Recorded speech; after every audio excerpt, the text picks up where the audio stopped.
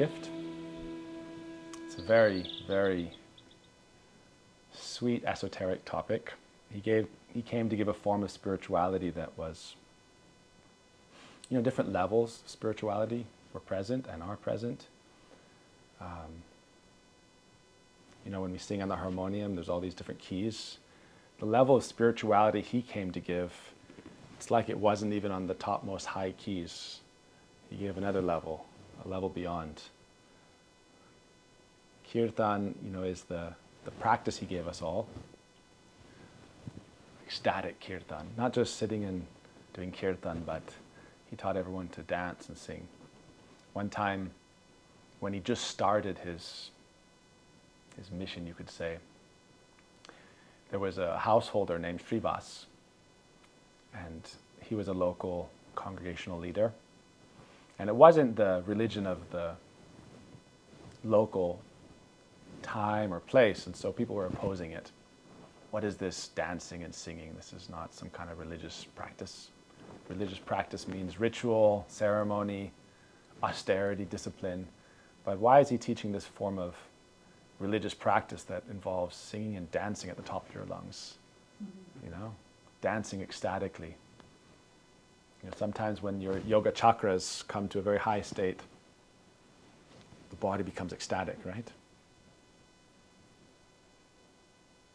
Life is ecstatic if you really think about it. Atoms inside the atomic structure of being, protons, neutrons, electrons especially, pretty ecstatic. That's where electricity comes from, right? Without electrons being ecstatic, you wouldn't have electricity. Maybe. I'm not a physicist, but life is ecstatic, then it's alive.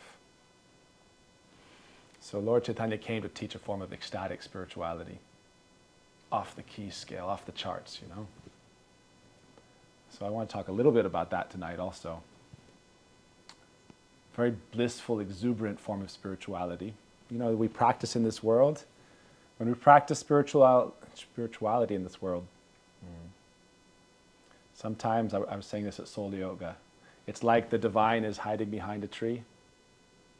Krishna is hiding behind the tree. You can't quite see him, but you feel his presence. You get that in kirtan. You can't quite see, feel, taste, touch that transcendent being, but you can kind of feel its presence in a subtle, tingle maybe. Once our guru, Srila Narayan Maharaj, he was with Srila Prabhupada, the founder of the Hare Krishna movement in the West. And they were in their room in India, Vrindavan. And Prabhupada, he asked my guru, Srila Narayan Maharaj, to sing. And when Srila Narayan Maharaj began to sing, and Prabhupada was chanting the response, everyone said, because my mentor, he was there, and he said it was like everyone's hair started standing on end. The spirit was present. You could feel it. We say, it's just hiding behind the tree over there, You can't quite see him, can't quite talk to him, but you can pray and talk, and maybe in your heart you can feel the twangs of some form of transcendent response. So a lot of spirituality, we're on that level where you can just start to feel the divine presence, but it's hiding behind the tree. But Lord Chaitanya taught you a practice that bhakti comes to such a level that the sixth stage of bhakti is where the divine becomes attracted to you, which is a very interesting conception, right? We're praying to God, we're praying for attraction to God, we're praying for devotion, different religions. But there could be a stage where the divine is attracted to you through your devotion. So that's a stage that Lord Chaitanya talked about. It's called Krishna Akarshani. He can no longer hide behind the tree. He's pulled out by your love song. When the gopis sang to Krishna, he disappeared from their dance. He hid. And he was listening to their song. They sang a very beautiful song called the Gopi Geet. It's in the Bhāgavatam Puran. Beautiful song. And there were all of them singing together. And Krishna was hiding, listening. And by the time the song reached its crescendo, he couldn't hide anymore. He came out. He came before them, and he glorified their singing. He said, well done, sadhu, sadhu. Sadhu means well done. And he sat amongst them, and he was honoring their performance. So he said, what would you like to talk about? Do you have any questions for me? So they asked him about love. They said, what kind of love do you have? When you talk about God and love, and God being love and love being God. So the gopis who had sung to him, they asked Krishna, so what kind of love do you have? And Krishna described different kinds of love. The love of parents for their children, unconditional love. Love that is dependent on the lover also loving you. Ungrateful love, that means even if you love someone completely, they never reciprocate with you. So we talked about different kinds of love, and then he said, my love is beyond any of these labels and categories. And he said, I only disappeared to increase the fervor and the ecstasy of your devotion.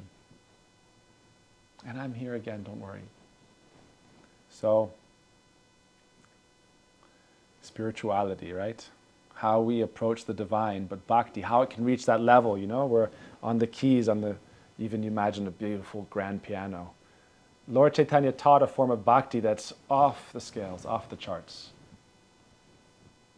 There's a verse about him that says, Anarpita Chirinchirat. He came to give something that was not available. Karuna avatirna kalo. Very mercifully, Krishna came to give this form of bhakti that no one had heard of. So I want to talk a little bit about that also. Many forms of spirituality. In bhakti, there's 5 main stages. And the foundation is called Shanta, which is supreme peacefulness. You can think of this as like the base, the floor, foundation, when you become supremely peaceful. And you can achieve this especially through meditation. People meditate for a long time. I was reading Radhanath Swami's Journey Home, and he talks about how he was meditating in the middle of the Ganga for a month, from sunrise to sunset. And he says that he wasn't worrying about food and maintaining his body. So every day when he would go back to his cave, there would be a fruit seller, and he would give him a carrot as he was walking by. And Radhanath Swami was saying he would just eat this carrot. He was Richard then. They call him Little Monk. So he would eat the carrot, and then rest, and then wake up, and in the morning go to the Ganga. There were some stones, some small stones he could walk on, and then there was a nice big flat rock in the middle, and he would just sit there and meditate, from sunrise to sunset. I was reading this yesterday. Before, he was in Italy, I believe it was Italy, and he was meditating on a mountain, and his friend Gary was meditating below. So through meditation, you can come to a place of not just stillness, but supreme peace. It's very beautiful. I've had, inklings of this, the tastes of this. You come to a stage of feeling where you recognize that everything is as it is. We're in a very, very big universe, and everything is as it is. You could say it is as it should be, or could be, or would be, but whatever it is, it's beyond us. I was seeing someone posted that very interesting idea really quick to give us a context of how small we are. That there's a black hole that is 60 billion times the size of our sun.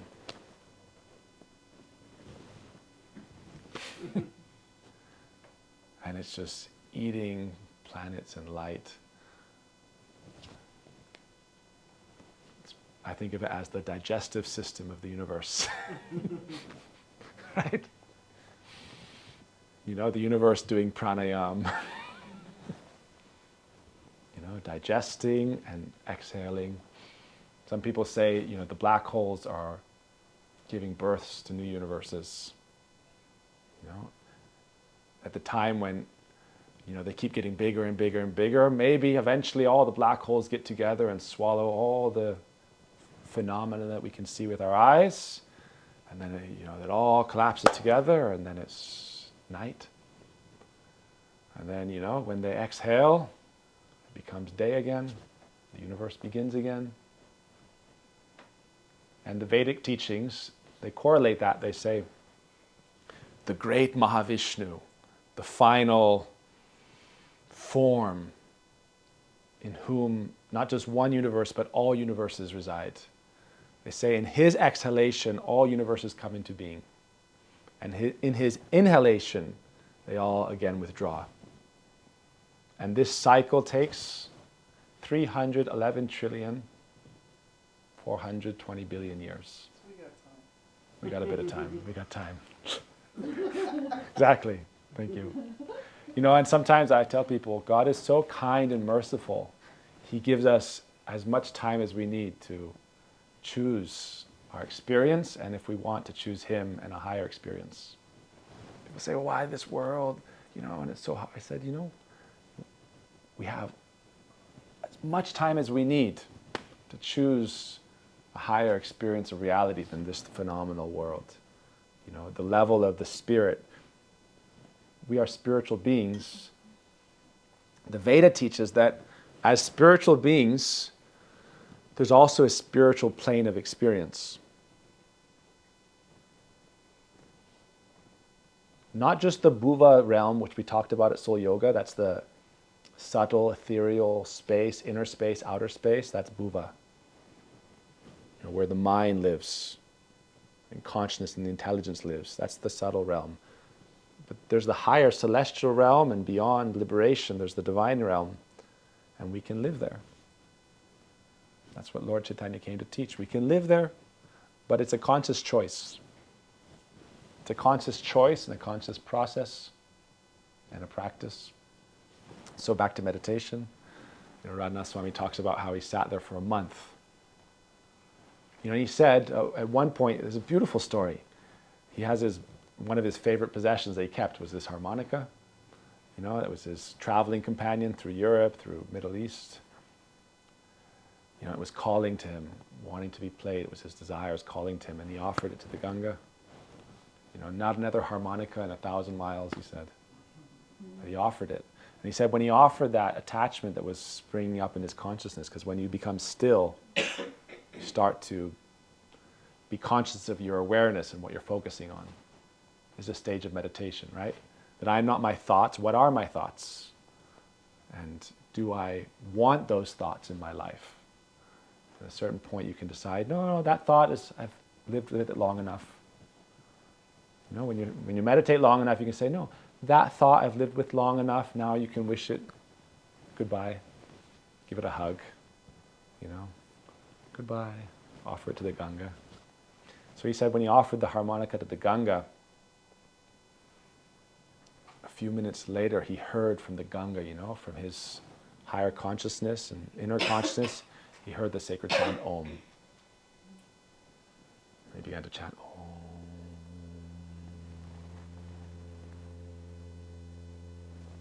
You know, where does Om come from? It's coming from within.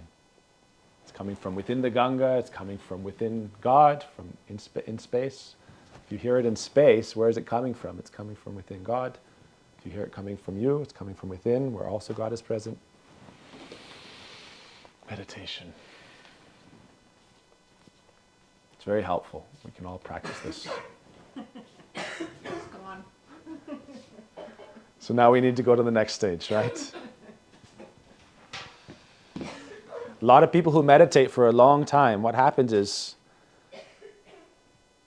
you find your calling. Right? That's what happened with Radhanath Swami. He was saying how he found his calling. You know, when there's stillness, because a lot of people were looking for purpose. What is my purpose? What am I supposed to do? And it's like, there's so many options. There's a big buffet of possibilities in life. But in that stillness, it arises. What is my purpose?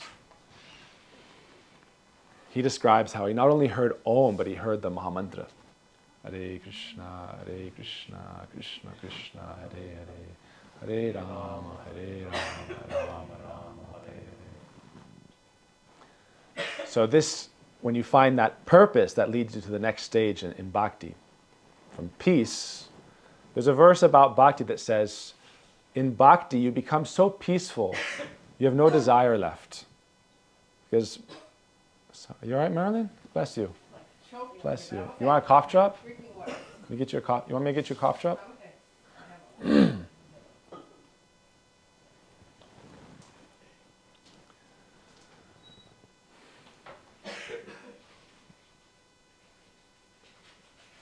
We call it dharmic action, right? You can imagine, if you meditate for a month and without doing anything else, afterwards the idea is that you should really know what your purpose is and want to be active again. You look at people who have found their purpose and they do great things and great service. I was thinking this morning of Mother Teresa. How much time would she spend meditating and how much time would she spend serving? You look at Radhanath Swami now as a good example. He's doing a food charity that's serving millions of children in India daily, as I understand. So that leads you to the level called dasya, service. Purpose should align with something that's beneficial to the world, beneficial to each other, and also, filling your own cup. Marilyn, is the cup half full or half empty? It's 2/3. It's halfway. 2/3. There's a joke, right? Right? So, the optimist says the cup is 2/3 full. And the pessimist says the cup's half empty. And the rationalist says the cup's too big.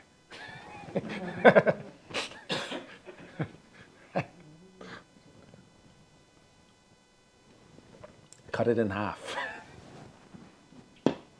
I'll keep working on that one.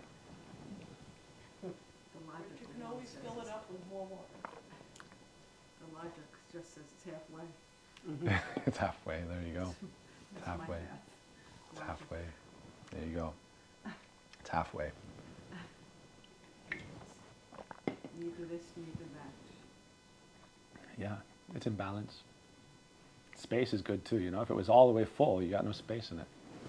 So,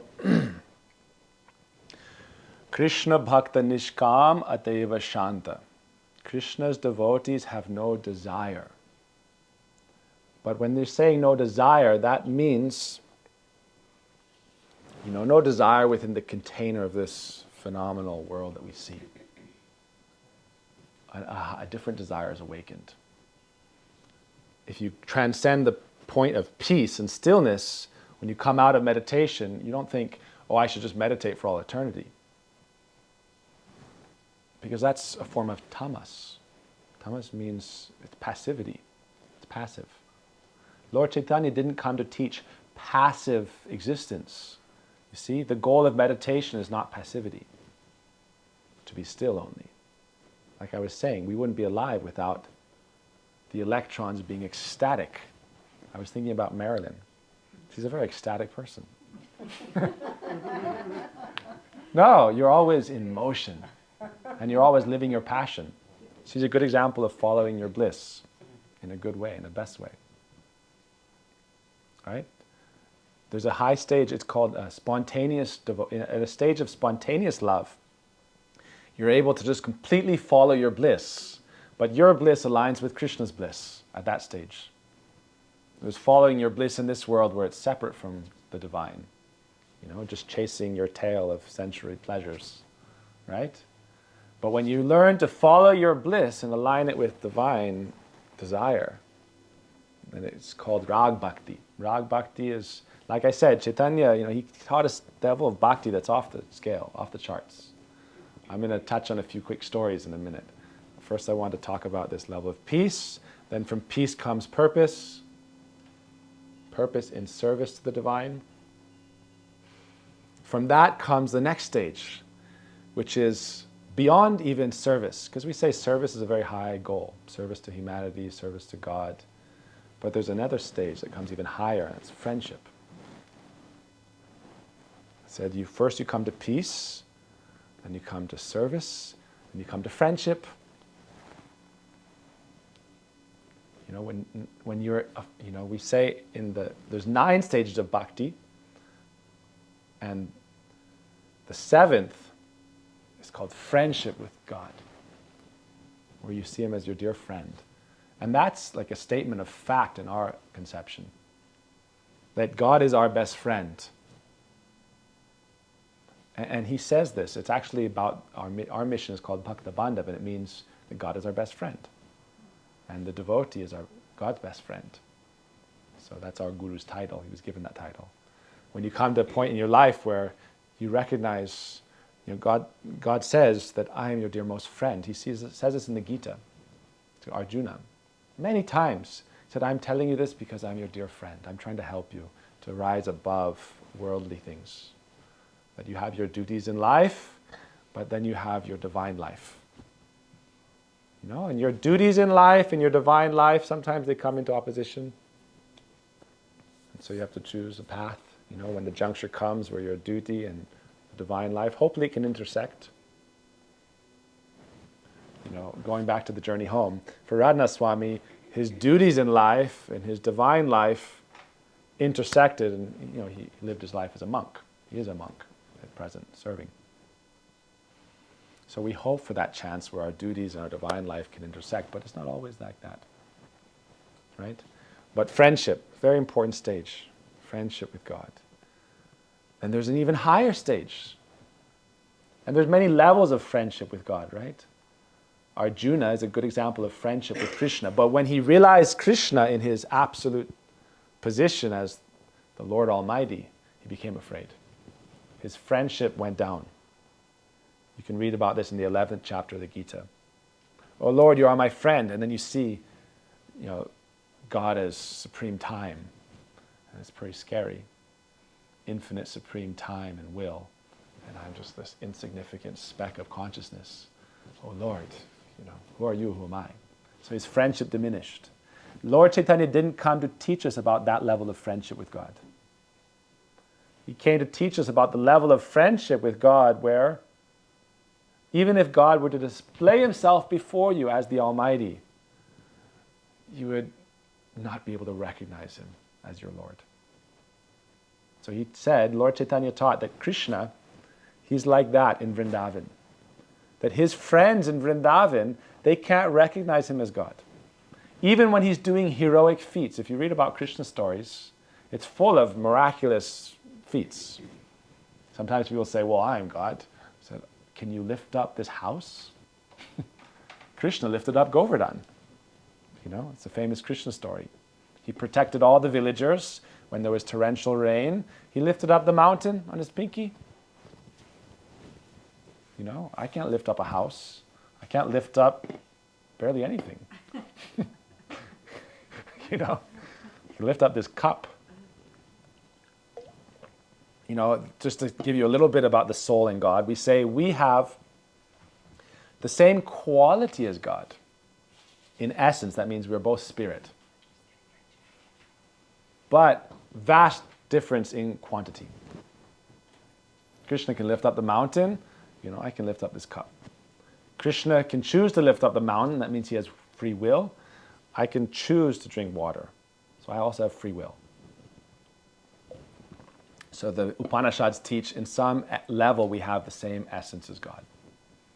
And the example given in our teachings of bhakti is not that we are God, but like we are a spark of that great fire.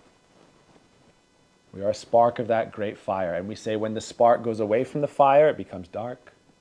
And so spirituality is to teach us how to rejoin the great fire, to become again bright, illuminated. You see? But we remain the spark, He remains the great fire. He remains the sun, we remain that particle of his light. So, friendship. Krishna's friends in Vrindavan, when Krishna lifted the big hill, they lifted up sticks to help him hold it up. That's how the story goes.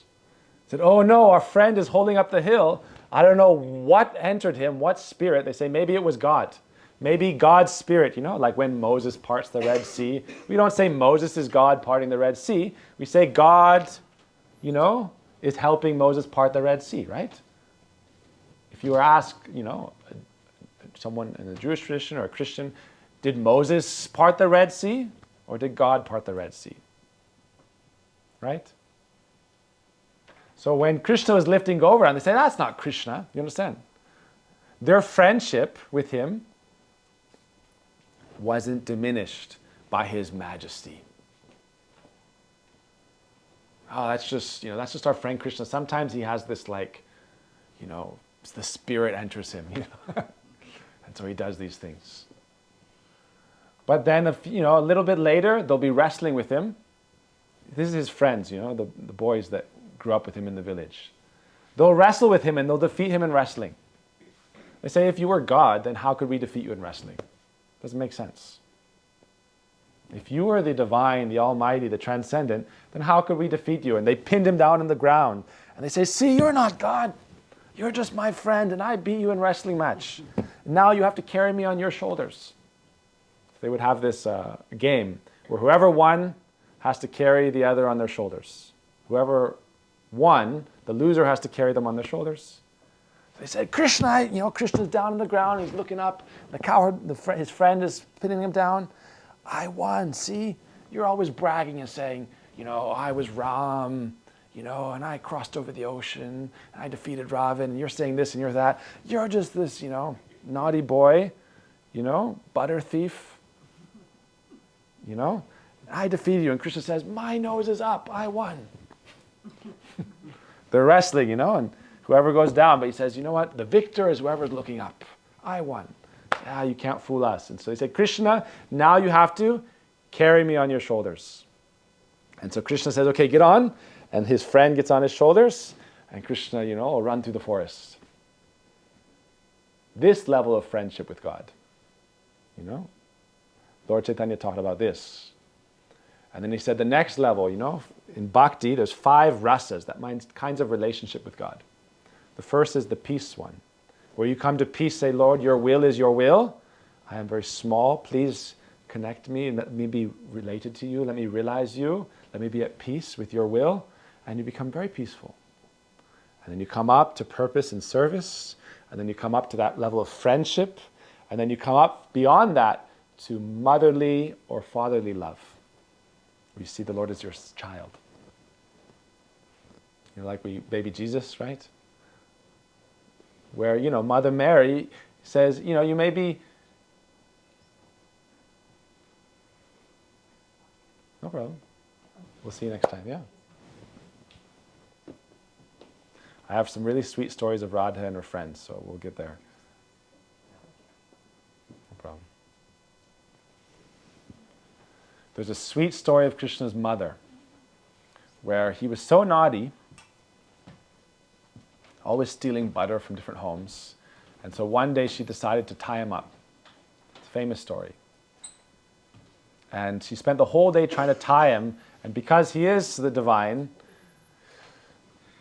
she was trying to tie him to this grinding stone. And she collected, string from her house and rope, thread. And she tried to tie it. And he's got a little waist. It's like Krishna's little baby waist, like 2 fists. She was trying to tie him around this grinding stone and it wouldn't work. It was always too short. If you're trying to tie something, you need enough thread to make a knot. So she started, asking her friends to bring her more rope.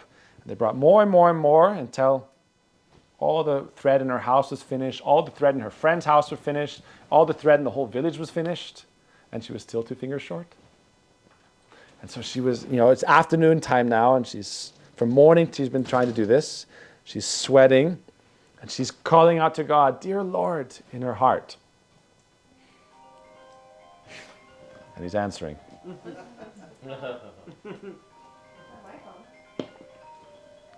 Maybe she left her phone.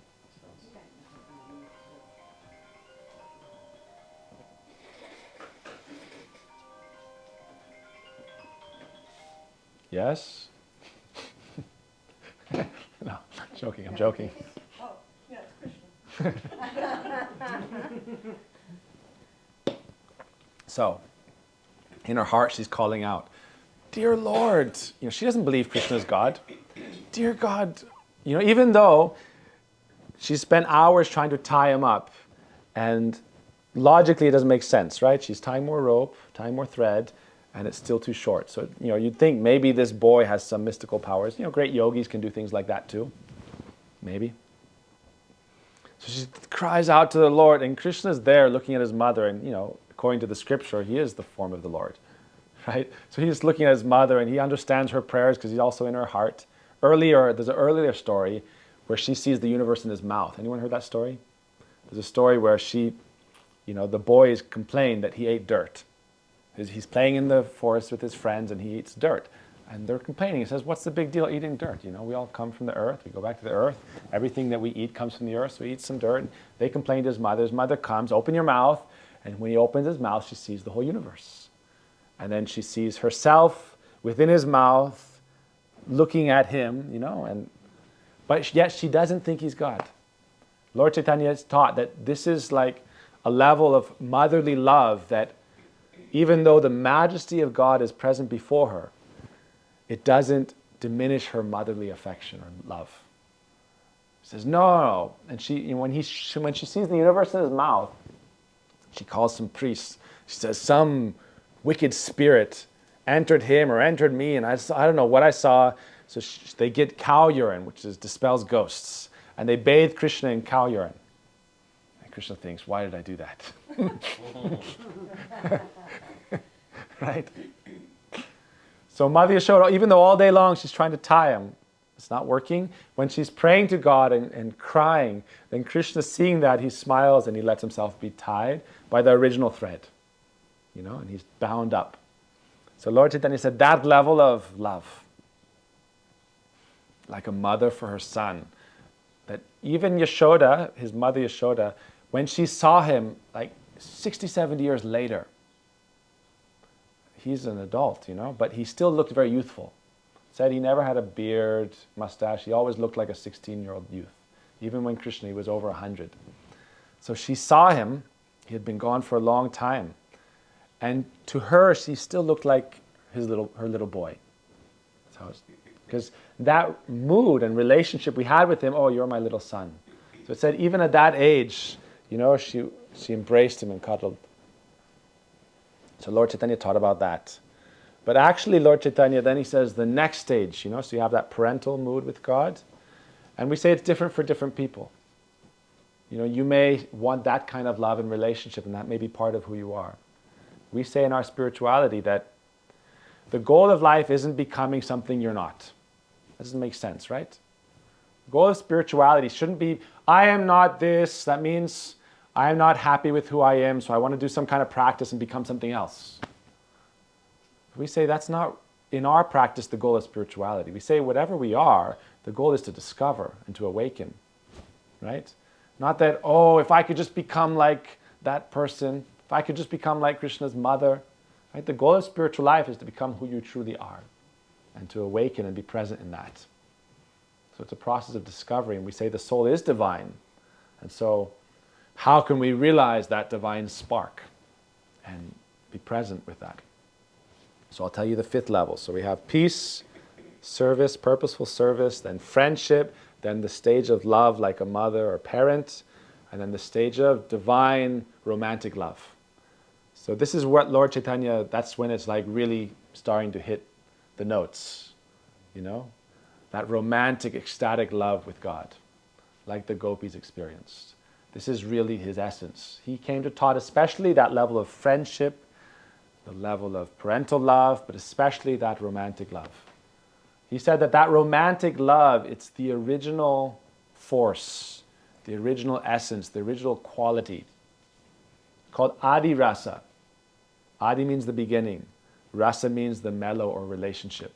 He said that romantic love is the foundation of spirit.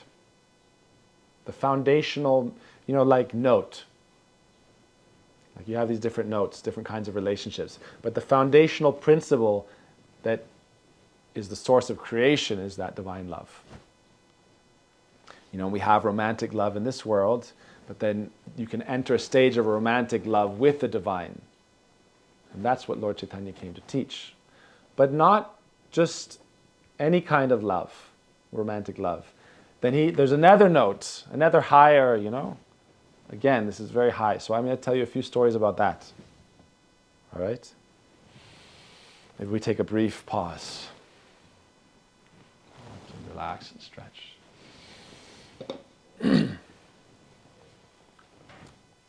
Okay? Who wants to hear about Radha's love with Krishna? A few Radharani stories. So, Lord Chaitanya said, I actually came, he is Krishna, but he came again to further study Radha's love.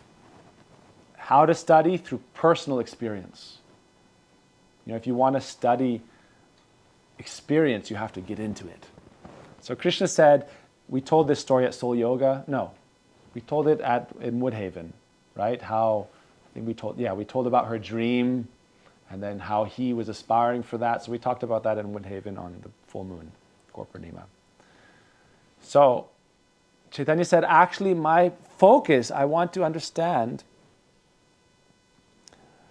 I am the divine. What is the experience of the devotee in relationship with me? What do they experience? I gave an example of honey. You ever get a spoon of honey and taste it? So tasting it, you're experiencing it. So it said that honey cannot taste itself.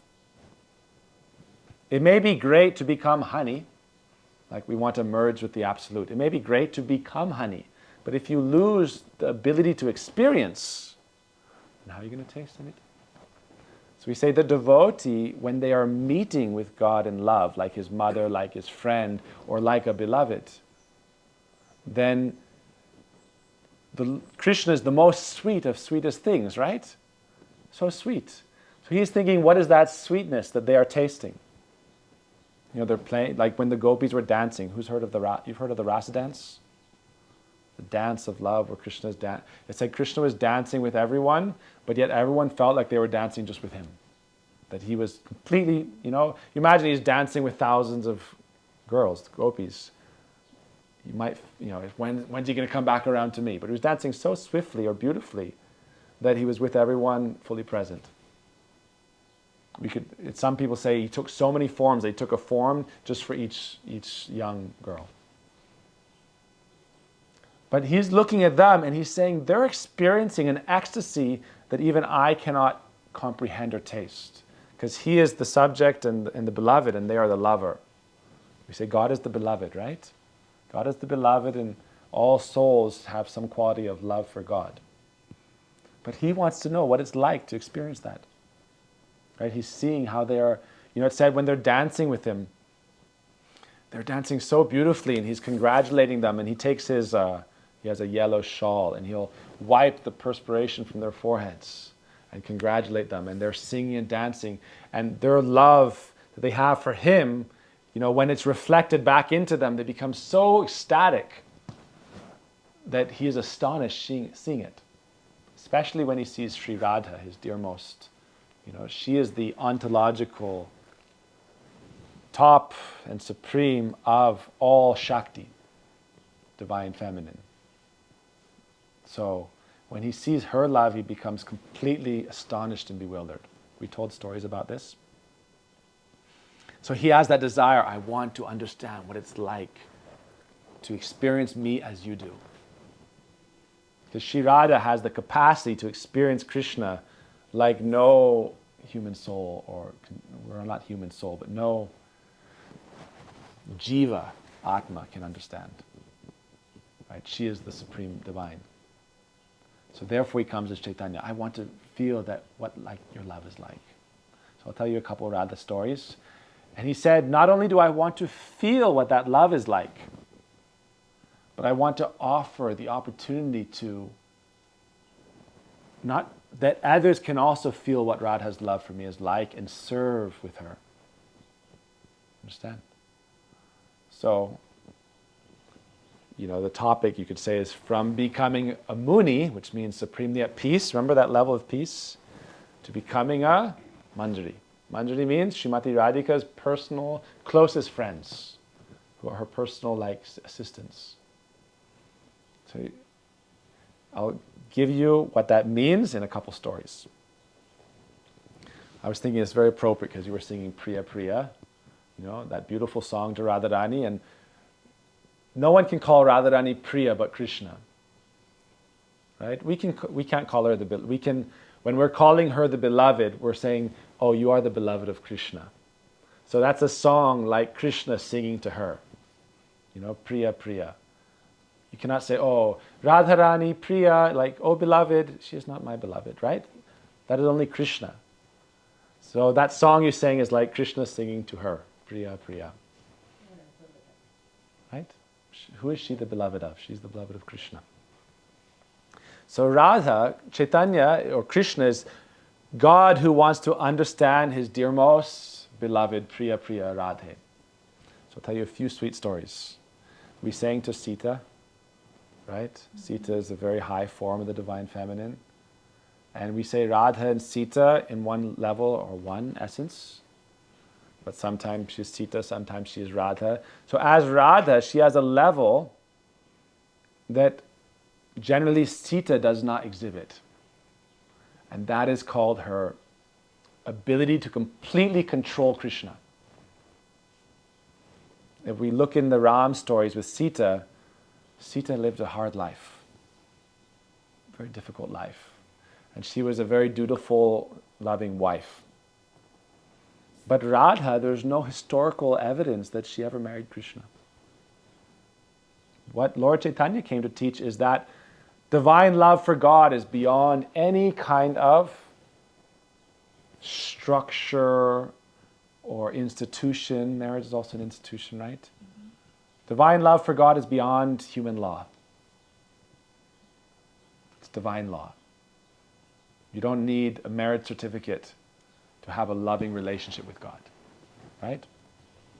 So there's no, it's said that when Radha and Krishna were little kids, babies practically, that one time there was a stormy night, that Krishna's father was going home and there was a storm.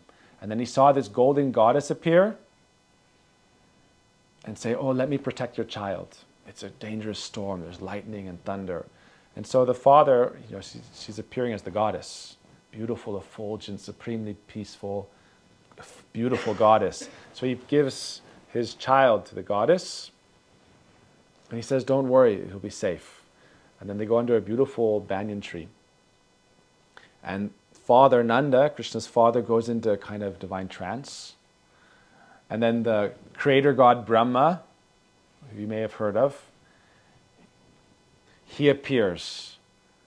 And then Krishna takes on a form like a youth, and Radha appears as a youth, and Brahma marries them together by exchanging garlands. So it said that's the only scriptural place where it said Radha Krishna ever married. As little babies, it said they appeared in a youthful form and they exchanged garlands. It's called a love marriage. If you just want a quick, it's like in our Vedic Sanatan culture, it's like a Las Vegas marriage. You just go and get it signed. So the creator god Brahma came, who lives from the Satya, the highest realm in this cosmic universe. He came down and he said, okay, I've come to sign the certificate of your love marriage. Just exchange garlands and it's done. So Radha gives Krishna a garland, Krishna gives Radha a garland, and said, okay, now you're married. Now you can go back to your sweet human pastime, where you are just lover and beloved, no marriage.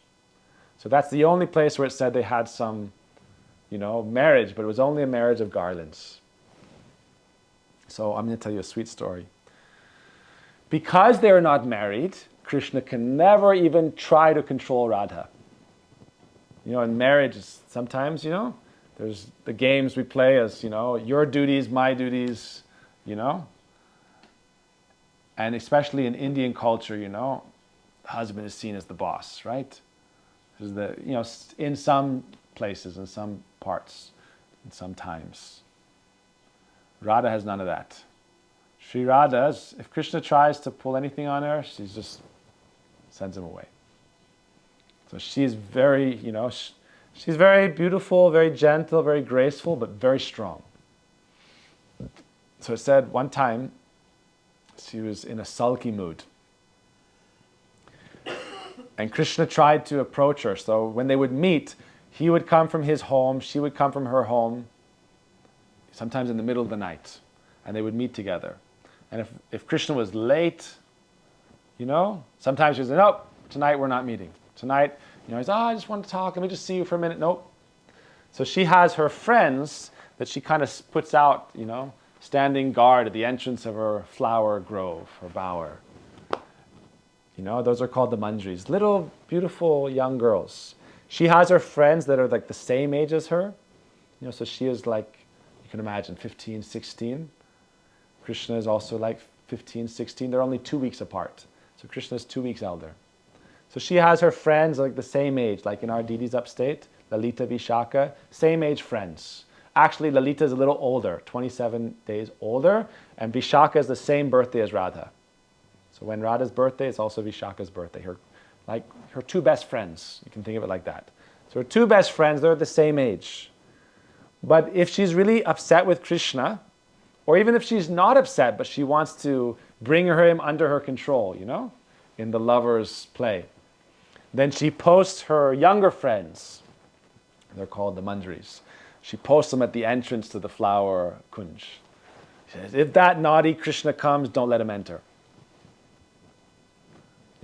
She'll put 2 or 4, and they'll stand guard. And it said they're not 15, 16. They're like, my mentor in India says you should think like 5 or 6. Just like little, young, cute little girls. How can Krishna fight with them, right? The Radharani's in the grove, and she's able to hear everything, and then they're posted guard. If Krishna tries to come and see me, don't let him enter. And so Krishna comes, and there's these, we can think, sometimes it's described, they're like 12, 11, 12, and Krishna's actually a little bit afraid of them.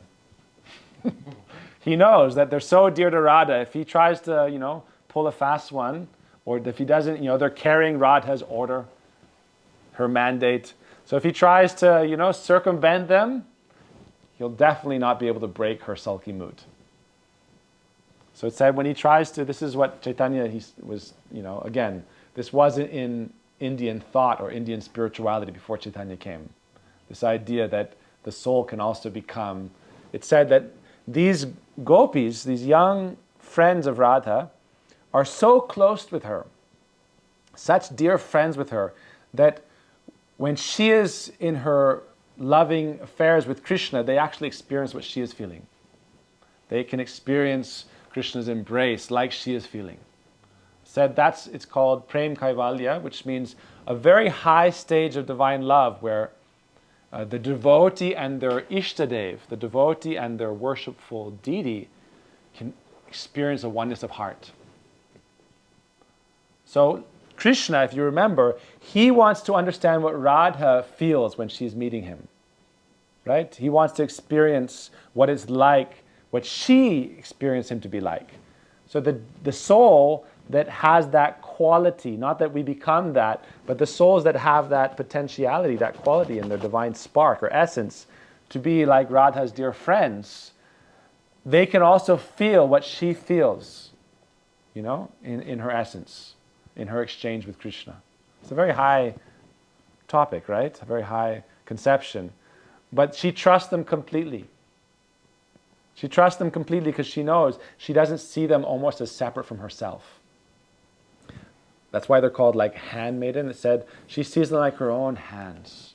They're so intimate with her, And whenever she's in moods of separation from Krishna, they remind Krishna of her. Sometimes they'll be combing her hair, and she'll be looking in the mirror, and instead of seeing her friend, she's seeing Krishna combing her hair.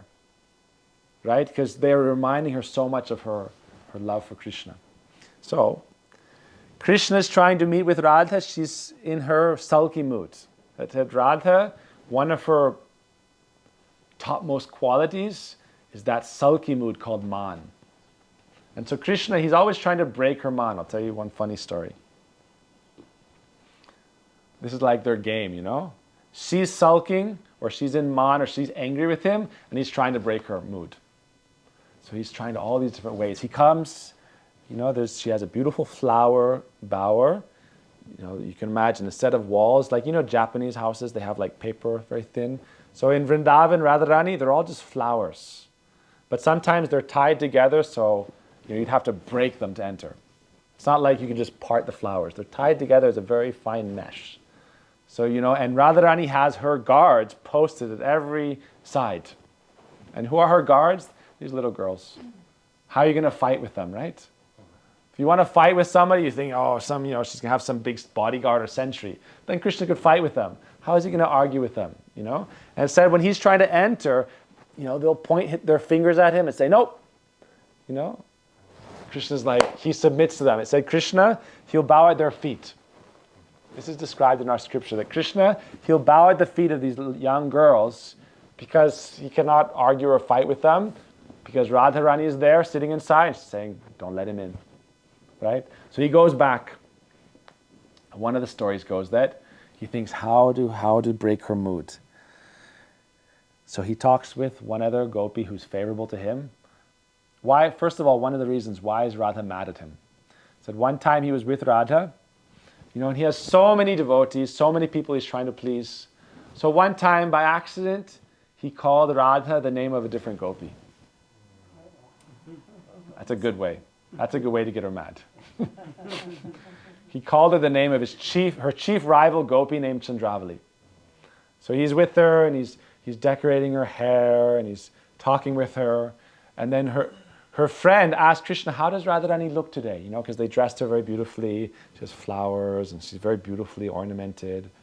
And so Radha's friend, Lalita, says, oh, Krishna, how beautiful is Radha today? How does she look? He says, oh, she is as beautiful as Chandra. So, what? Chandra is a name for the moon. So she is beautiful like the full moon. And Radharani says, get him out. Chandra happens to be the name of her rival as well. So Krishna says, she is as beautiful as Chandra, the full moon. And he said, no, I didn't mean her. Chandra is another gopi. Her name is Chandravali. I didn't mean her. I meant the beautiful golden moon. She said, the moon is full of spots. You're saying my face is like the moon, full of pockmarks? You know? She says, the moon has bad character. Therefore, he has all these spots in his face, you know? He said, the moon, he has such a bad character. That's why one time he was cursed, you know? So he's always diminishing and then increasing. If you see the moon. This is one of the stories in the Hindu texts. The moon, you know, it's like phases, right? It takes a whole month to become a full moon. And he's only a full moon for one day. And then he's diminishing for 2 weeks. And then he's a dark moon. You can't even see him. And then he's increasing for 2 weeks, right? You call me the moon, that's even worse. Everyone knows the moon has a horrible character. One time the moon god, he got in an affair with the wife of the guru of the celestial planets. That's Jupiter. So Jupiter is the guru in the Hindu pantheon, right? Jupiter planet is the guru planet. Jupiter is the guru planet. And the god of the guru, the planet, is called Brihaspati. So it's not the planet is the guru, but the deity behind it. The deity behind the planet Jupiter is called Brihaspati. And the deity behind the planet, the moon, is Chandra. So the moon god is considered very lusty. And one time he had an affair with the wife of the guru planet.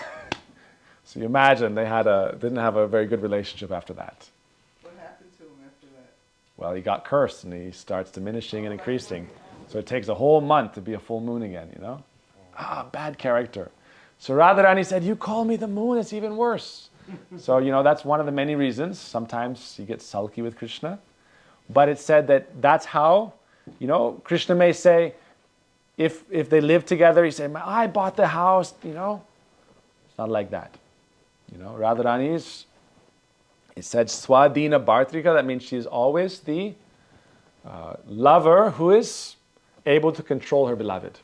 It's one of her special qualities. So, Krishna's trying, they said Krishna one time, then he dresses as a girl. This is one of the main stories. Krishna, he'll go and he dresses a girl, and Radharani's sulking, so he said, oh, I'll come and I'll say like I'm a masseuse. This is one of the stories. So he comes and he dresses very beautifully as the gopis dress him, so he looks like a girl. He says, I want to come, that Shri Radha, she is maybe feeling unwell, so let me massage her feet, something like that. And this time, said no matter what he tries, like sometimes he tries to play the flute. Generally, Krishna's flute is very good at attracting. He said, I don't want to hear his flute playing. I don't want anyone to come near me. She said, that's nothing. So then the story goes. The next day, Krishna tries for hours and hours and hours to break her mood, sulky mood. Nothing works. So the next morning, she's back at home. So what he does, instead of going out with the cows that day, Krishna dresses as a monk. This is one of the stories about Lord Chaitanya. He says he dresses as a monk, and he covers his bluish color, his sham varna, with an ointment that makes him look golden. And he dresses as a monk in saffron robes, and he goes to her house.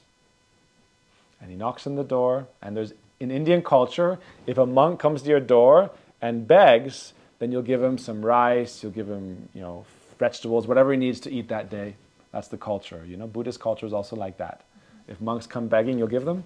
So it's said that Krishna came to her door dressed as a monk, and her mother-in-law opens the door. And she sees this beautiful, handsome young monk. Oh. And he says, oh. And he says, please, bhiksham dehi. I'm begging alms. And she says, okay. And he sees that, she hasn't taken bath. It's early in the morning. He says, oh no, I have to take from someone who's bathed and clean. She still has her morning hair on. He knocks on the door and she gets up from bed and sees who it is. And she's got her morning hair. Her name is Jatila, And Krishna's always playing pranks with her. She loves him, but he's always playing pranks with her. So he says, no, if there's someone in your house who's clean, please, they can give me alms. So she goes back inside and she says, oh, Radhe. She calls out, Radhe, there's a monk at the door, give him some alms, And she's already, she's still quite upset because the previous day, they had this lover's quarrel and she didn't let him see her. Many hours passed. He tried different tricks. Nothing worked. So he went to bed crying and she went to bed crying, and their lovers play. And they haven't, talked. It's been a couple days. They haven't spoken. So Krishna thought, today I'm trying something new. I'm going to dress as a monk. I'm going to beg alms. So he's waiting at the door. And Radharani says, I don't want to see anybody. And her mother-in-law says, no. If you don't give him alms, it'll be very bad luck, bad karma. A monk came and begged alms. If you don't give him to him quickly, he's going to go to the next house. Right? So she says, I'm your mother-in-law. You have to listen to me. You're in my home. Go and give him alms. I don't want to see any man. I don't want to see anybody. You're always saying I'm this, I'm that. You're always criticizing me. I don't want to look at anybody. She says, well then cover your face and give it to him.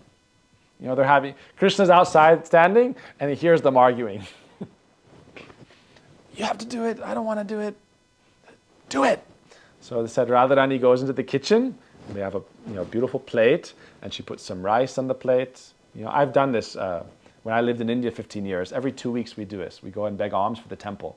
There's about 50 of us monks. Especially as a Western monk, everyone's waiting to see you. They're very happy to see you. There's like you're from California? Hollywood? I'm from California.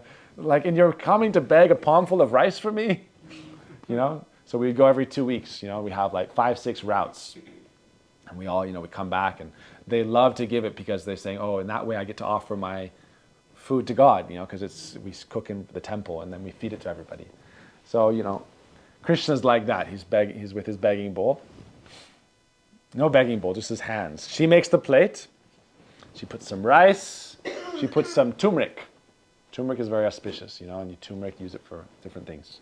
She puts some sugar. She puts some ghee, and a few pieces of fruit.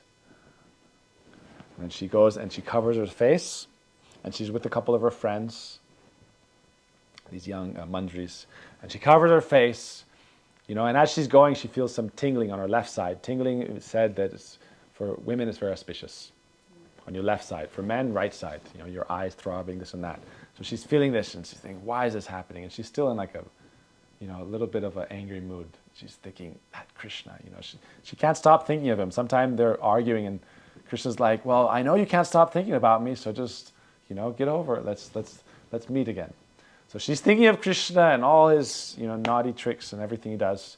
And she's walking outside, and her face is covered, and she's not thinking, the last thing she's thinking about is Krishna's in disguise. She's somewhere else, and her face is covered. So then she comes, and she says, take the alms, in a nice way. And Krishna says, oh, actually I've come for something else. In a different voice. He's done voice training. Actually, I'm looking for a different kind of alms. I'm begging for something else. What are you talking about? Take the alms, She's polite, but, polite tense. He says, what do you want? What do you want? Take it, ghee, rice, everything is here. What do you want? You want some fruit, some vegetables? I'll go back inside. Tell me what you want, I'll bring it. We have everything. Do you want a whole container of ghee? What do you need? You need to take something to your guru's ashram? I'll get you whatever I have in the house. He says, no, I don't want anything that's in the house. Well, what do you want? And she's still not looking. Her face is covered, It's very chaste. Radha said she'll never look at any man's face but Krishna's. Right? What do you want? Nothing in the house will work. So Krishna says, actually, I've come to beg something very special. He says, well, what is it? She's frustrated, It's like, you're in a conversation with somebody and they're not telling you and they're just going around and around. Tell me what it is. I have stuff to do. I've come to beg your sulky mood. It's called her man. I've come to beg for your man. She says, what? And she pulls off, she has her shawl covering her face. She pulls it up. She says, you! And she takes the whole plate and dumps it on his head. And now he's smiling because he's covered with turmeric and rice and ghee. He's smiling. And then as she sees him like that, she begins to smile. And he says, thank you. That's the story. In Indian culture, if you want to greet like a saintly person, you put little ghee with little turmeric and rice. Parents will do that for their children. If they're going somewhere, it's very auspicious. So Radharani's, decorated Krishna with ghee, with turmeric, with rice, but not just, they put it on the third eye. Like, if I go to like a temple and they welcome me and they'll put a little turmeric, little ghee, little rice, Indian culture. So, but today Krishna's whole face is ghee, turmeric, and rice. He says, oh, very beautiful. So it said, Radharani, she becomes very happy to see this. He said, okay, I forgive you. So that evening, we'll end with this. So that evening, she agrees to go to this dance. So they all go and perform rasa dance. So it said at the end of when they're going to the rasa dance, just before the rasa dance, they meet in a grove. Right? Because Krishna said, please come, tonight we'll have a dance. It's been days, right? It's been days and we haven't danced, and you've been angry with me, and we haven't been able to make up, this and that. So he says, before the dance, let's meet for a few minutes, right? So it said, Krishna, he's able to speak with Radharani, meet with Radharani. Then when they go to the dance, there's a beautiful painting Shamarani's made, Shamarani Didi. It's called the Kunja Kirtan. So Radharani is on like a beautiful seat. And Krishna is there playing his flute, and she's surrounded by many of her friends. And at the picture, there's a young Manjari, that means one of her young friends, who looks like she's tying something. So it said Radharani was just in the Kunj meeting with Krishna, and she forgot her belt. And as they're preparing to go to the dance, Radharani gives a glance to her friend who understands her mood.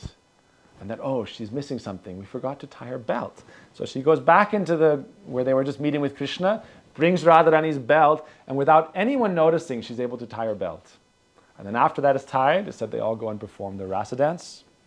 So Krishna, it said he came as Chaitanya to not just to try to understand how Radha experiences him, because we told these stories, how he was always mad in love for Krishna. And Radha's mood was so powerful in him that it made him go mad.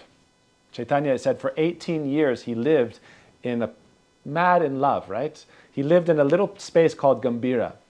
For many, many years, he was tall. Chaitanya was said to be like 7 feet tall. It's described. He couldn't stand in his room. He couldn't sleep fully laid out. He would sleep, like a little bit curved. And then during the day, he would go to the temples, he would go to the ocean, he would meet with some devotees. But said at night, he would be experiencing the moods of Radha, and he would make him go mad. And he would just be in ecstasy. Why? Because Radha is always looking for Krishna. And so he's Krishna, but he's looking for Krishna because he's in her mood. So it's when God comes to find himself with the mood of his beloved Radha. So he's looking everywhere. Where is Krishna? Where is Krishna? Where is Krishna? Where is Krishna? That one time he was with these devotees and they were singing the songs of the gopis. Oh, they were singing the Gopi Geet, the song that Krishna appeared from the dance back. When Krishna disappeared from the dance, then when he reappeared, it was at the end of the Gopi song. So they were singing this song, and as they were singing, Chaitanya, in the mood of Radha, he was, you imagine in the mood of Radha, he's looking for Krishna, but he is Krishna. So he can't find himself, right? He's looking everywhere for Krishna, but he is Krishna, so how can he find himself? But he's fully in her mood. He's fully in her mood. Just to give you go back a little bit, it said when he was, as the monk, begging for her mood, he didn't just mean give up your sulky mood. He said, I also want to experience your moods. You understand? That's how our Guru would say. That he had to beg her mood from her so that he could experience what it's to be like to be her. So when he was the monk, he said, please give me your mood. So he was begging, please give me your mood. So what he really meant is, let me become like you and be a devotee of myself so I can feel what it's like to be you. So they had this discussion later. We talked about Radharani's dream, remember? In the Woodhaven Center. So he said, when he was begging, he was actually begging for her mood. So as he came as Chaitanya, everyone's calling out to Krishna, and he's looking, as Radha was also looking for Krishna. But he can't find him. He can't find Krishna. So he's calling out, where is Krishna? Where is Krishna? So his best friend, as Chaitanya's name is Swarup Damodar. So he says, Swarup, where is Krishna? And Swarup comes to him and says, Krishna's in your heart. He's in everyone's heart. God is in everyone's heart. So he says, don't worry, Krishna's in your heart. But in the mood of Radha, he said, that's not enough, right? God is in my heart. All the scriptures say that. Bhagavad Gita says it. There's many examples where Gita says Krishna's in your heart. Is that enough? If you're mad in love with God and someone says he's in your heart, you're not satisfied with that. No, I want to see him before me. I want to embrace him. So Chaitanya begins to scratch his chest. He begins to scratch his chest and he's bleeding. And so Swarup holds his hand, no. We'll find him. He's not in your heart. We'll find him. So Krishna said, okay, let's go find him. So they go to search, like if you know the story of the Rasa dance, when Krishna disappeared, they all went to search for him. They couldn't find him, so they sat down, they sang.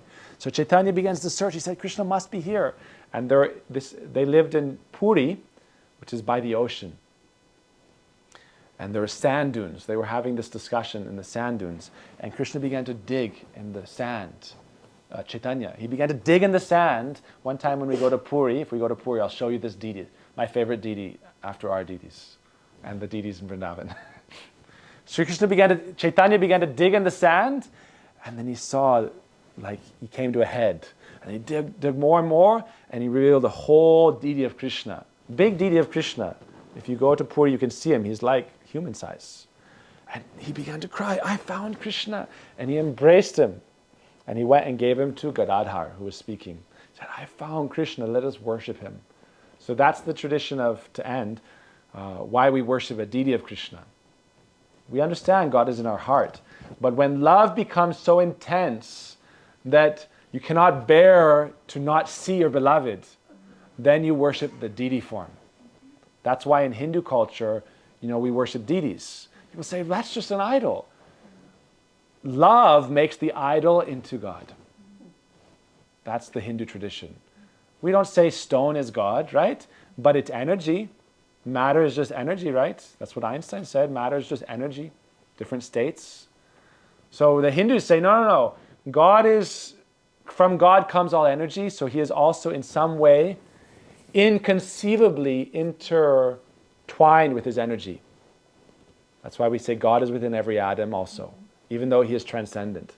So no, you are in this deity. So Chaitanya said, I found Krishna, I found Krishna. The devotee cannot tolerate. It said the deity appears when the devotee can no longer tolerate separation. Someone says God is in your heart, they will open their chest to try to find him. He said, no, you're in the deity. And began to give him garlands and to worship him with lamps, right? So, this is Chaitanya. And he said, I've come especially to experience the beauty, the wonder of what it's like to experience Krishna as my dear most beloved Radha does. And I also came to offer the gift of becoming her very dear friend. Like we can become a friend of Krishna, you can also become friend for Sri Radha. Like you can be a servant of Krishna, you can also be a servant of Sri Radha. That's specifically the mood of our Guru, Srila Narayan Maharaj. He said, I have not come to teach you to worship Krishna, I have come to teach you to worship Sri Radha. And that to please her, to satisfy her desire, you should also worship Krishna. But he says, we don't have direct interest in Krishna. We're interested in Krishna because she is interested in Krishna. And our relationship with him is intertwined with her. So for our Guru, and for myself in our line, our Ishtadev, which is your deity, is not directly Krishna. It's Radha. And therefore it is Radha Krishna. Therefore her name comes first. Therefore we say Jai Radhe, Jai Krishna. We don't say Jai Krishna, Jai Radhe. And Mahamantra says Hare Krishna. Hare comes first. Sorry, are you okay, Marilyn? Hare is the name of Shakti. Hare includes Sita. Hare includes Lakshmi. Hare includes Saraswati. Hare includes all the different gopis who are all manifestations of Lakshmi or Radha. That from the philosophical point of view, Krishna is only dancing with Radharani. All the gopis are expansions of Radharani. And so Chaitanya said, I've come to offer you the chance not just to become a gopi, because that was before him. Before Chaitanya came, there's a tradition how you become a gopi. It said even the sacred scriptures personified aspire to become gopis in Krishna's dance. The Upanishads personified, the Shruti personified, the Vedas personified. They desired to be gopis. And they became gopis and danced with Krishna in the Ras dance when Krishna appeared. They did not become Srimati Radhika's manjaris. That position was only granted by Chaitanya when he begged her. He said, I'm begging your sulky mood. I'm also begging permission. They had this discussion, right? I said the story goes that he begged her sulky mood as a monk, as a golden monk. So it's kind of predicating his appearance as the golden monk, Chaitanya. Before the Rasa dance, they had this little meeting in the bower, right? Before the dance, he said, I want to come again as Chaitanya, Gauranga. Please give me your mood, your complexion, and please allow me to offer the souls of this earth this opportunity. This is the story from Vrindavan. Krishna appeared some 5,000 years ago, but Chaitanya appeared 540 so years ago. So at that time when Krishna appeared, he said, next I want to come as Chaitanya. We'll come together. He said, when divine love is in two forms, there's so many misunderstandings. If you look at Krishna, and I promise I'll end with this. There's a lot of misunderstanding about Krishna. Oh, he's just a playboy romantic, right? If he is the divine, if he is the transcendent, if he is God, if he is in everyone's soul, then he is the beloved of every soul. If he is dancing with thousands of souls in that form that best suits his dance, right? What's the best form to suit the dance? That is lover and beloved, romantic love, right? So if we say the soul can adopt any form as suiting its desires. The whole premise of reincarnation is not that we are forced into this cyclical experience in samsara. It's the idea that the soul can adopt any form according to its desire. And so if you desire it long enough, you can become a cat. Or if you're absorbed in it enough, you will become a cat. Double-edged sword. I only want to be my cat. Okay, I want to be the mother of the cat that I become. Okay, no problem. Past is future, future is past in Hindu tradition, right? Hindu tradition is cyclical, so the past is the future and the future is the past. That's how it's described. In Hindi, there's one word for the past and the future. There's one word for the present. It's very interesting philosophy, you know. I know I'm talking about a very high thing, but philosophically, Hindu time is cyclical. So to help us understand that philosophy, the word for the past is also the word for the future. You know how? In Hindi, you say Vardman means the present, the eternal present. And then yesterday is called Kal, and tomorrow is called Kal. And Kal also symbolizes eternal time. So past, present, and future all together are just eternal present. That's the philosophy, right? That there's past, people ask me, is there a past and a future? Of course there is. Otherwise, there's no cause and effect in material life, right? You do something, you get a result, right? Past, present, future. But in Hindu thought, past, present, future, you know, as you are, so you will be, and so on and so forth. But souls achieve a form according to your absorption and your desire. Learn to elevate your absorption and elevate your desires, then you can achieve a higher form, a celestial form even. And Chaitanya asked Radharani as Krishna, can I grant the opportunity for souls to become on such a high level that they become as if one at heart with you? You understand? That Radha's, those friends, that girl who tied her belt, she understood Radha's desire without Radha speaking it. You understand? Yeah, I know, because we started. She understands Radha's desire without her having to speak it. So Krishna asked Radha, can I grant that? I'll have to think about it. But she granted that. Therefore, we say Chaitanya gave that opportunity. Our Guru especially focused on that. Thank you so much for your patience and your time. We started late, so we're ending late. Jai Jai Shri Radhe Shyam Vanchakalpatrubhasya Kripasin. Why don't we pass out hors d'oeuvres and then have questions? I have one quick question. Does Lord Chaitanya know that he was Radha Krishna? Does Lord Chaitanya know? Sometimes, not always. That wasn't his desire. He wanted to be her. He came as a monk because, you know, we think, oh, she is a woman and he is a man. It's too limiting of a conception. Krishna is a man and Radha is a woman, right? He came as a male monk with her mood, so is he male or female? Her mood and her complexion. That's You understand? First understand the question. Is he male or female? This is too simplistic of a conception. We're supposed to be spiritual people. Is the soul male or female? Right? It's awareness. Is it awareness? Is it consciousness? It's beyond all that. All right? But it's possibility. Eternal possibility. That's one of its qualities, eternal possibility. What do you do with eternal time? Explore infinite eternal possibilities. Right? So, that's marrying it all a bit together from meditation to manjaris. Thank you so much. Radhe Radhe. Hari Bol.